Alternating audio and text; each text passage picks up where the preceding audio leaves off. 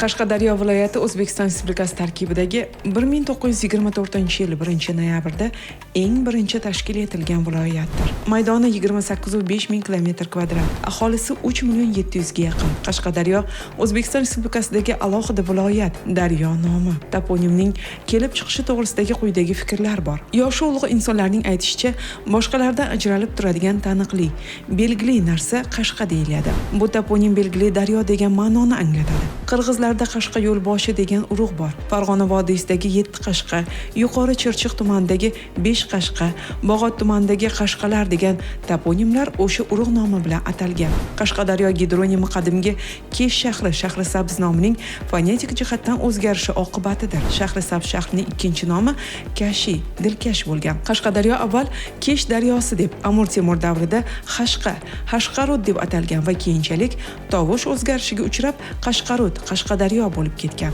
Aslida Kitob tumanidan oquvchi Oqsuv daryosi va Shahrisabz tumanidan oqadigan Tanqas daryosiga birikib Qashqadaryo gidronimini tashkil etgan. Ya'ni avval gidronim nomlangan, keyinchalik mamlakatimizdagi bitta viloyat shu nom bilan atalgan. Xullas, toponim to'g'risida yuqoridagi fikrlarga asoslangan holda Qashqa so'zdan tuzilgan toponimlarni 3 ga bo'lib o'rganish lozim. Qashqa urug'idan nom olgan toponimlar, ikkinchisi tog' suvi, tiniq suv, uchinchisi esa ayrim tog' yoki tepalik, Qashqa yo'l, tik tog' yo'li.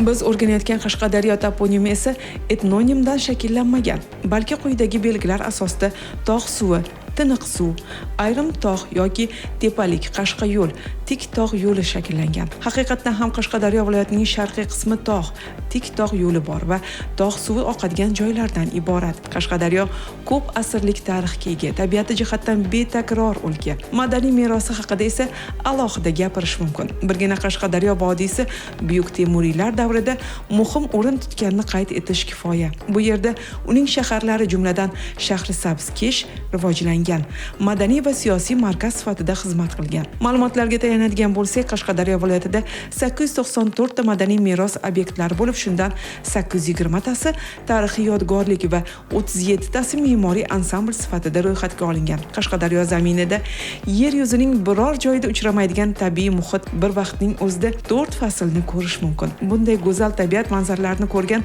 har bir kishining hayrati beixtiyor oshishi turgan gap. Bunday sehrli o'lkaning tabiatiga nafaqat o'zbekistonliklar, balki xorijlik sayyohlar ham maftun bo'lib qolayotganining boisi ham shunda.